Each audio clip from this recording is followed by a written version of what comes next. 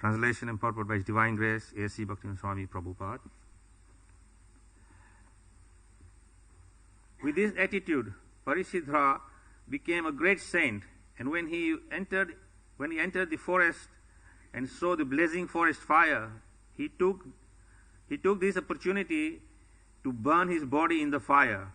Thus he achieved the transcendental spiritual world. Purport. The Lord says in the Bhagavad Gita 4:9, Janma karma chame divyam evam yoviti tattvata prakta denam punar janma nayati mas Arjuna. One who knows the transcendental nature of my appearance and activities does not, upon leaving the body, take his birth again in this material world, but he attains my eternal abode, O Arjuna. Prasidhara, because of his karma, was cursed to take his next birth as a Sudra, but because he took to saintly life, specifically concentrating his mind always upon the Supreme Personality of Godhead, he became a pure devotee. Immediately after giving up his body in the fire, he reached the spiritual world. As mentioned in the Bhagavad Gita, Mamati, as a result of his devotional situation, devotional service performed by thinking of the Supreme Personality of Godhead is so powerful that although Prasadhara was cursed, he avoided the terrible consequence of becoming a Sudra and instead returned back home, back to Godhead, as stated in the Brahma Samhita.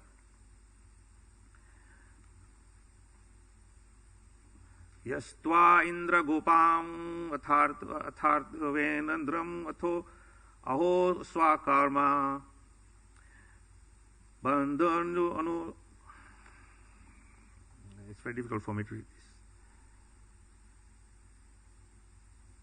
this. I'll just read the English part. Those who engage in devotional service are unaffected by the results of their material activities. Otherwise, everyone, from the smallest microbe up to the king of heaven, Indra, is subject to the laws of karma.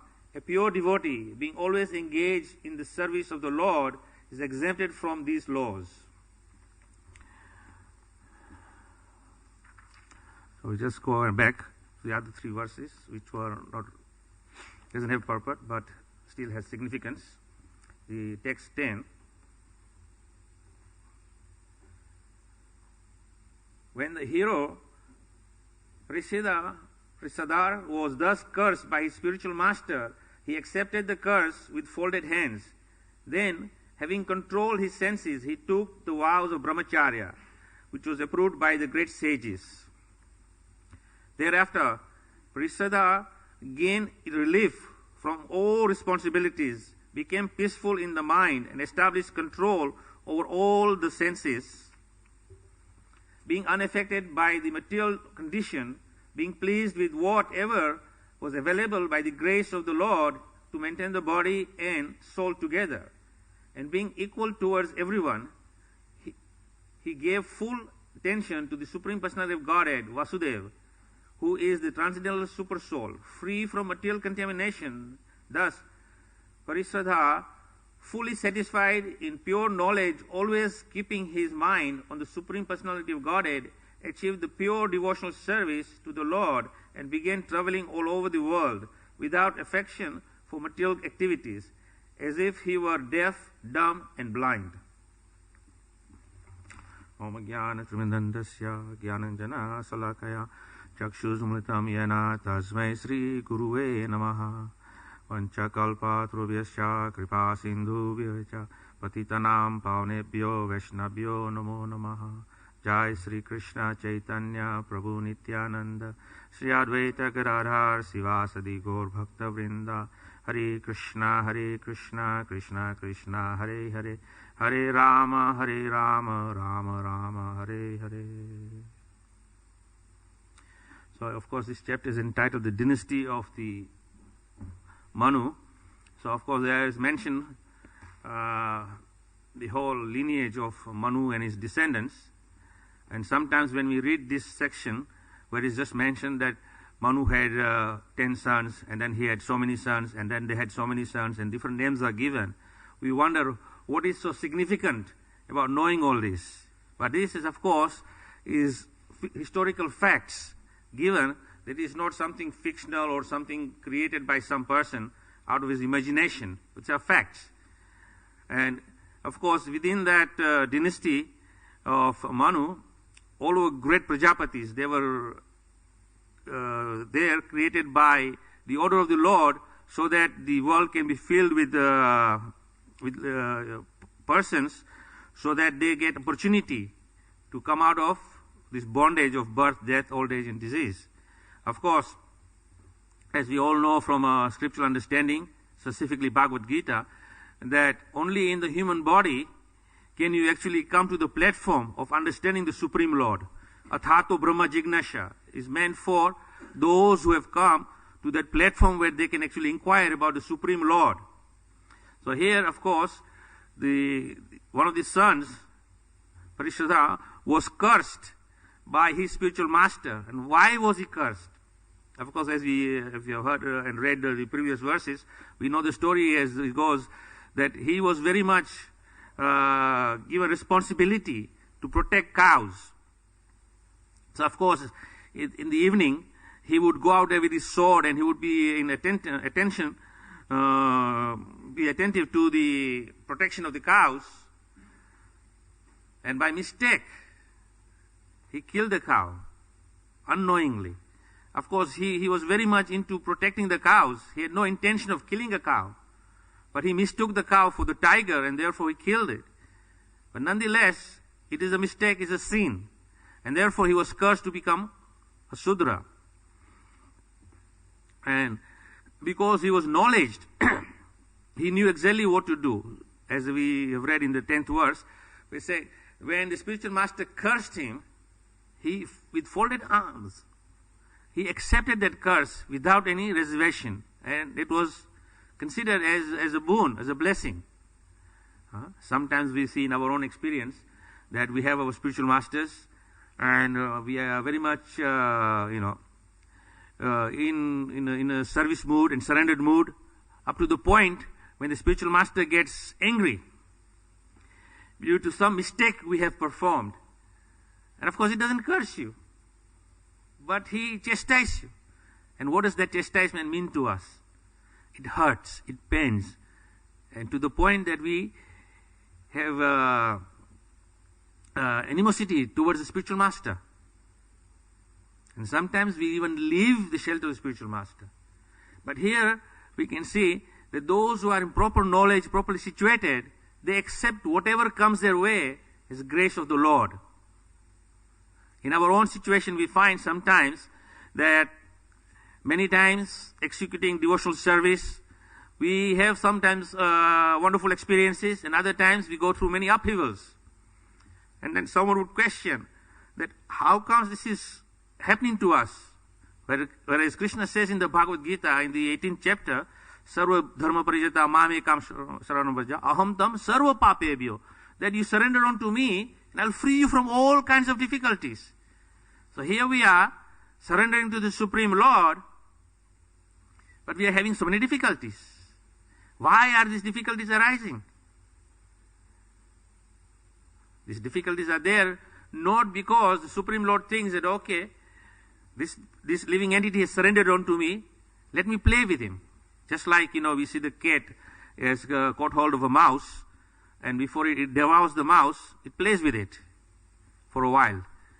And the mouse is thinking, life, death, life, death, life, death, and then final death. So we think that maybe Krishna is playing with us like that. But it is a fact that whatever we do, whatever activities we perform, there is a karma involved in it. Therefore, Krishna says in the Bhagavad Gita, neither perform good activities or bad activities. Because either activities will be the cause of some karmic reaction. If you do good activities, then there may be some joy coming your way in terms of material facilities to enjoy with the senses. On the other hand, if you perform sinful activities, and of course, then there is suffering. Therefore, Krishna advised that perform neither, but engage in my devotional service. And of course, when we engage in devotional service, there is no karmic reaction. As we have read from this purport in the verse, where Parishraddha was cursed to become a Sudra in his next life. But by engaging in devotional service, he perfected himself, and at the end of the day, when he left his body, he went back to Godhead. There was no next birth. So similarly, we are all in the same situation, that through our past activities, we have suffered, we have incurred many good activities, many bad activities, some knowingly, some unknowingly. Nonetheless, the reaction is going to be there.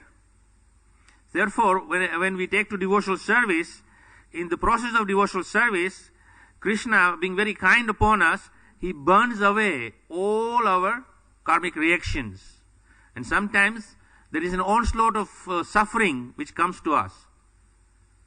Now, this is not that Krishna is not taking care of us, but he is burning away all our karma so that we can quickly become purified and rightly situated. And when you are rightly situated in the spiritual platform, on the transcendental platform, then there is all joy and no pain. Just like Prabhupada says, chant Hare Krishna, be happy.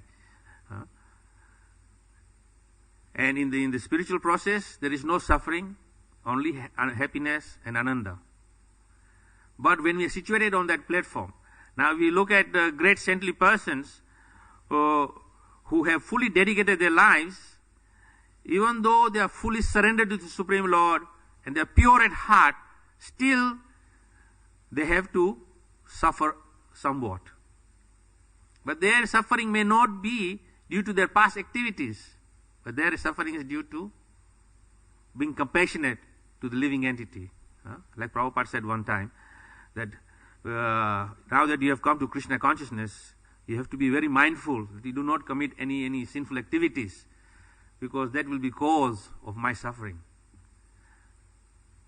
Prabhupada said that. There's a statement where Prabhupada said that it is the disciples' activities which is the cause of the spiritual master suffering. So for a spiritual master, being very, very kind and compassionate personality, he will tolerate the disciples' nonsense to a certain extent and give that disciple the opportunity to reform and correct himself so that he can make advancement. Because the spiritual master's duty is to deliver the living entities who have taken shelter in him to be freed from repeated birth and death. As we know from the verse where Prabhupada recites quite often, from Rishabdev's teachings, Guru Nasasya, Pita Nasasya, Janani Nasasya, that no right to become a spiritual master, no right to become a father or a mother if you cannot deliver your dependents from the cycle of repeated birth and death. So of course the spiritual master, when he accepts a disciple, he is considering that here is my opportunity to serve the Supreme Lord, to free these living entities from the bondage of birth and death. He is not considering himself that, now that I have got so many persons who have taken shelter from me, let me enjoy as the master. On the other hand, he is actually taking up a lot of burden upon himself, and he suffers a bit. But he does it because he feels compassion for that living entity to free him. So similarly, we see from this verse here that Parishraddha was very much in knowledge of his position and his duty. Although he's a Kshatriya, he's still in full knowledge. Of course, in the Puranas, we understand that the three classes of persons, the Brahmanas, the Kshatriyas, and the Vaishyas, they are all in knowledge. And therefore they execute their rightful duties.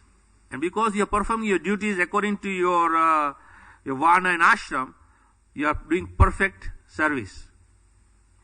On the other hand, the Sudras, they are supposed to serve the other three, and by serving the other three Varnas, they actually become purified. So,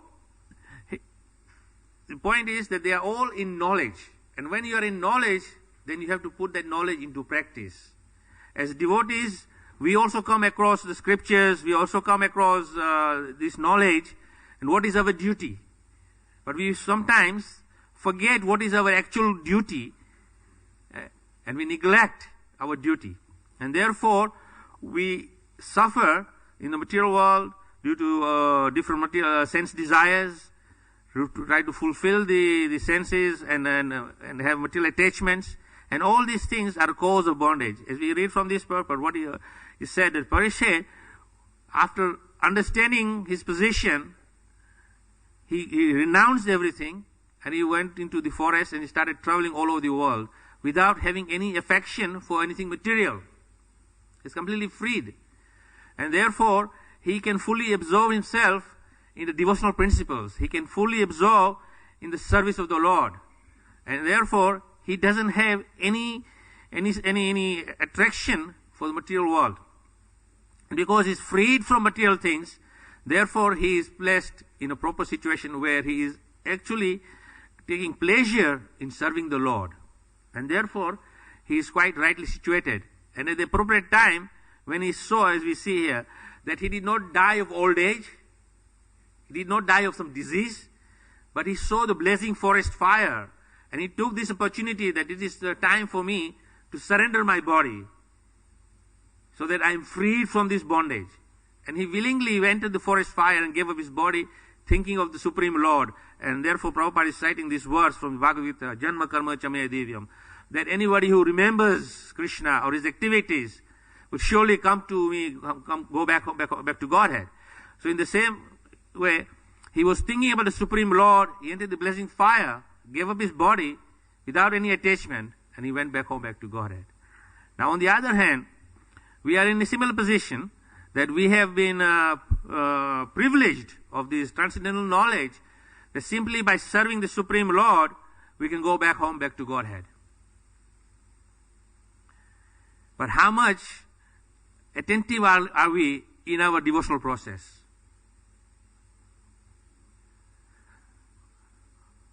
We engage in devotional service, but we are somewhat complacent. Even to the point of the very simple process of devotional service, which is mentioned in the Srimad Bhagavatam by Prahlad Maharaj, the ninefold devotional service, Shravanam, Kirtanam, Vishnu Smaranam, Padasevanam, Archanam, Vandanam, Dasyam, Sakyam, Atmanivedanam. Out of these, Prabhupada said the first three are very, very easily can be executed by us without any great difficulty. You don't have to be a great Pandit. Simply we have to do Shravanam and then Kirtanam. And if our Shravanam and Kirtanam is perfect, then our Smaranam becomes perfect. So I will just cite one simple example of Shravanam.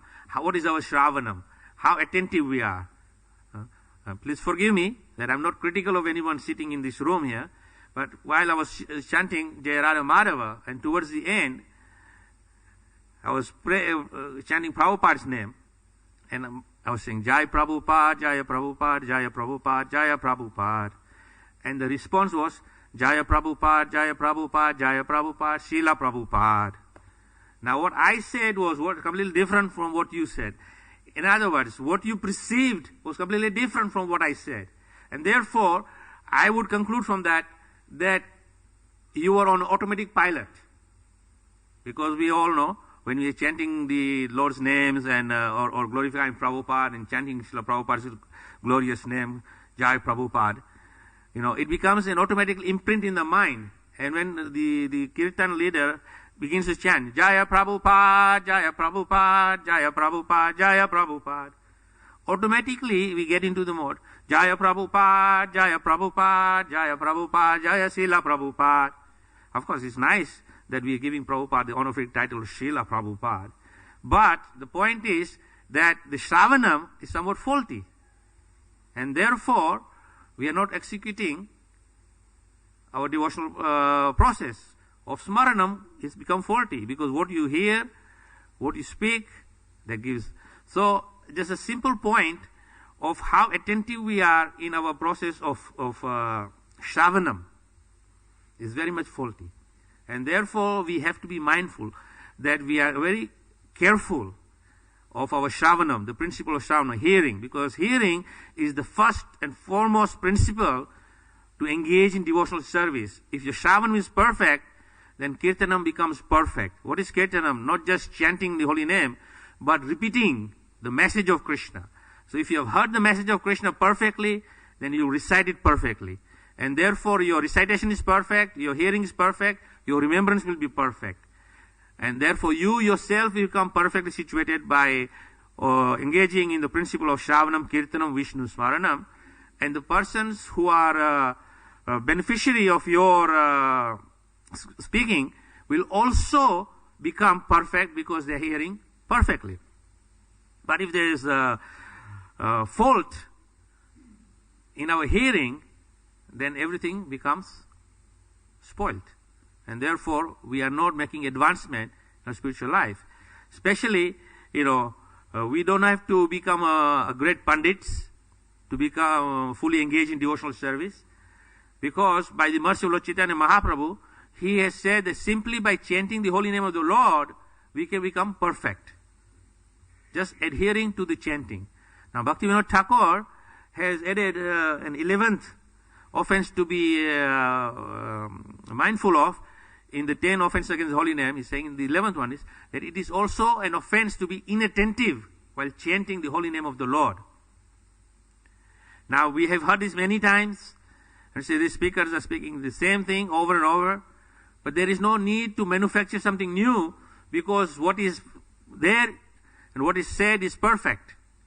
Only point is that we hear over and over the same instructions, but then at the end, when it comes to executing these instructions, we are again complacent. Especially the chanting of the holy name of the Lord. When we are chanting the Hare Krishna Mahamantra, we begin to chant with eagerness, and very soon after the first 5 minutes or 6 minutes of chanting, you become an automatic pilot. An automatic pilot means the tongue is reciting Hare Krishna, Krishna Krishna, Hare Hare, Hare Ram, Ram Ram, Hare Hare. The ears are not hearing, because because the mind is wandering all over the place. And because the mind is wandering all over the place, what happens? You are inattentive. For example, the chef, when he's in the kitchen, and he's got a very sharp knife, and he is preparing, chopping the vegetables, and he is cutting the vegetables, and he has to pay attention what he's doing. Because if even for a moment, he wanders away, and his attention is elsewhere, and he's trying to chop the vegetable, what's going to happen? He's going to chop his fingers off. Just a moment lapse of attention, and what happens? Immediately it gets cut. So can you imagine that this simple example of a chef trying to cut vegetables without paying attention, just a moment's lapse of attention, and he can cut his finger, how much damage it would do to us when we are actually trying to execute the basic principle of devotional service, which is chanting the holy name of the Lord. And as soon as we go on automatic pilot, you may chant all day on automatic pilot. It will not have the desired effect. In fact, it will be like the water running off the duck's back. No matter how many times the duck dips into the pond and comes out, it will never get wet. It will be remaining dry. In other words, the essence of the water, the quality of the water is to wet you, but the duck will not get wet. So similarly, when we are chanting the holy name of the Lord, and if we behave like a duck, then what's going to happen is that the holy name is going to shower us unlimitedly, and it will just wash away. And it will not be absorbed into your heart. And from the heart, then it will be spread all over your body, all your senses, and all senses then become purified. But because the holy name is not going in, and is not purifying our senses, therefore we become attracted to all these material sense objects. Even though superficially we say, I am detached completely. But our attachments are so much that even the tiny things we do not want to give up. That is how strong our attachments are. For example, I would give this example that in our respective homes as householders, and those who are living in the ashram, we have our ashram, and in the ashram we have allocated one locker, and in those lockers we put our very prized possessions. And if you look in our lockers, we have many knickknacks in there. And some of those things we have not even used in last 6 months to 1 year. That means that if we haven't used it for last 6 months to 1 year, then there is no need for that object. Do we get rid of it and unclutter our locker? No, it will still be there. And the following year, it is still there in the same position and not been used. But still we are attached. We cannot give up simple things like that. Why? Because our senses are still impure, and because our chanting is not perfect, therefore we become very much attached to all these little things. We may renounce the larger things, but the little things are something which is holding us back. There was a very nice example someone had posted on my timeline. There was one big jar, and the professor was conducting a lesson, experiment. So he took the jar and put it in front of his desk, and he took a whole lot of golf balls, and he put them in the jar till it came to the top. And then he asked the students, "Is the jar full now?" And all the students agreed, "Yes, the jar is full." And professor said, "Okay, that is what you are perceiving. The jar is full of golf balls." Then he took small pebbles and he started putting the pebbles in there. And in between the golf balls, there is space. So all these small tiny pebbles made their way inside, and he filled the jar up and said, "Now do you have a different opinion? Was the jar before full, or is it full now?" And of course, observation says that still they can see the golf balls is jar is full of golf balls, and the pebbles also. So they say, "Yes, we agree with you." And the professor says, "Okay." So then he went and said, he brought very fine sand, and he started pouring the sand in the jar. And there, in between the golf balls and the pebbles, there is still space. And the sand penetrated in there, and the jar was full of sand, pebbles, and golf balls. Said, "Now do you have a different opinion?" Said, "Okay, we still agree with you, jar is full." So 3 times they changed their opinions. And the 4th time he's asking, "Are you sure now?" And he said, "Yes, now we are sure." So then he brought water mixed with sugar water, and he started pouring in. And still, there's some space in there, and the jar was being filled with sugar water. And then he asked the students, "Now what is your opinion?" So, "Okay, now we accept the jar is now full." Of course, golf ball filled the jar, but there was space in it. But you did not see that space. Pebbles were filled in there, still you did not see anything. All you saw is a full jar. And then again, you put sand in there, still full jar. Put liquid in there, now it's finally filled. There's no more space, because liquid is so small and tiny that it fills up all the spaces. The moral of the story, the professor said, it's not the golf balls, it's not the pebbles, it's not the sand, it's not the liquid. It's how you're seeing whether it's full or not. But more than that, there's a spiritual slant to this. Is that in our lives, there is a big goal. It is the lotus feet of the Supreme Lord. Then there are smaller goals, like the pebbles. Then there are even smaller goals, like the sand grains. Then there are even smaller goals, like the liquid. What we are doing is that we are paying more attention to the liquid, to the sand, and to the pebbles. And we're forgetting the golf ball.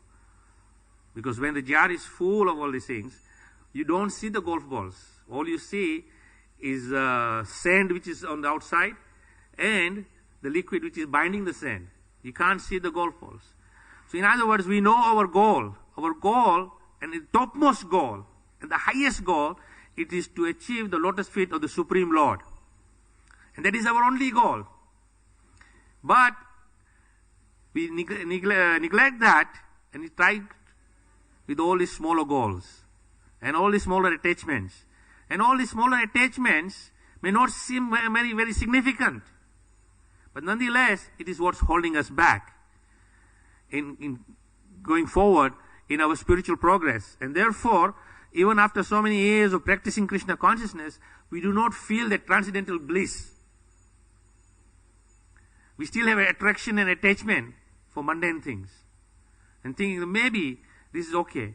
And what we do then, is justify using all these mundane objects, saying, I'm using it for Krishna. And we cite Rupa Goswami's teachings by saying whatever is favorable for Krishna consciousness, we accept. And whatever is unfavorable, we reject. But what that is favorable for Krishna, we accept. Now, do you really genuinely think that all those things which you are in possession is genuinely for Krishna's pleasure? What does Krishna want? Do we all know what Krishna wants? Not really.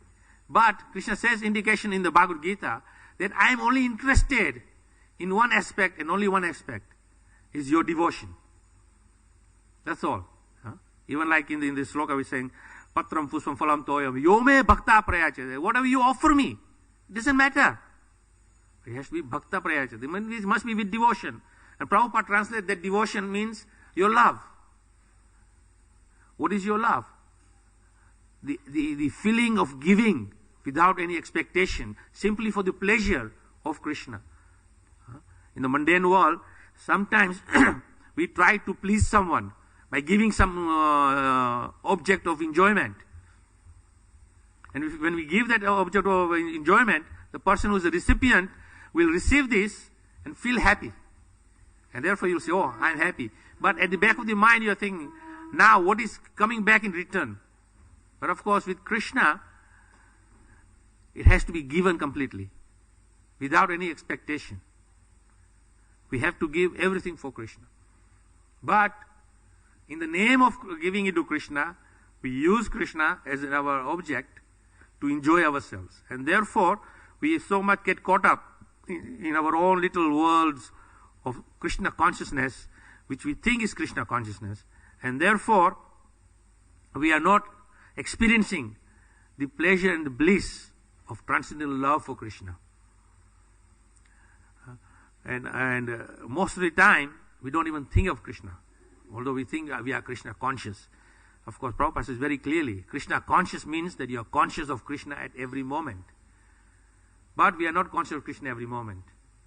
In all honesty, if we look at our own selves and evaluate ourselves, that in the past 24 hours, how many times did I really think of Krishna? Only very little. Out of the 24 hours, maybe 2 hours, maybe 3 hours at the most, you'll be thinking of Krishna. And the other times, you're not thinking of Krishna. And when we're not thinking of Krishna, means we are thinking of something else. And that something else is, of course, Maya, material world. Either is Krishna or is not Krishna. Therefore, we have to be very attentive in our execution of Krishna consciousness and be very fixed so that we know what our goal is and to achieve our goal without great difficulty. And in this very lifetime, we can be ready to go back home, back to Godhead. Just like Parishida here, when he was cursed to be a Sudra in his next life, he did not think that, oh, I will worry about it next life, whatever happens. Let me at least take care of the present life. No, he gave up everything. He went into the forest and he was completely renounced from all worldly things.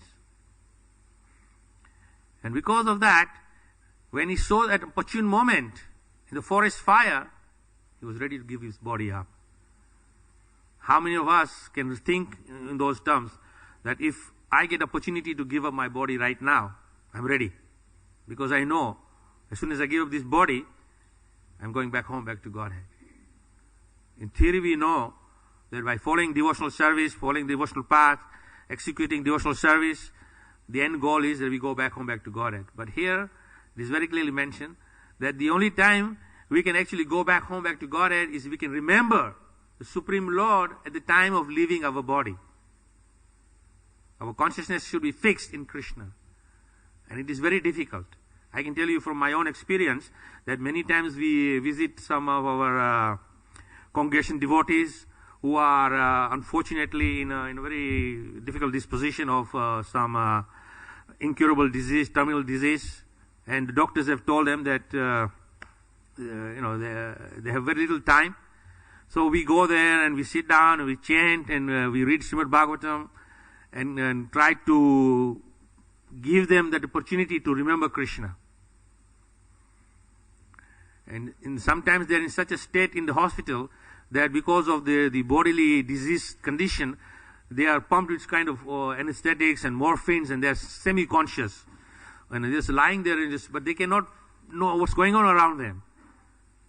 They're not even aware of who's around them, because the pain is so severe that they've been, so much morphine has been administered that they are not unconscious. But it's the body which is unconscious. The soul is still conscious.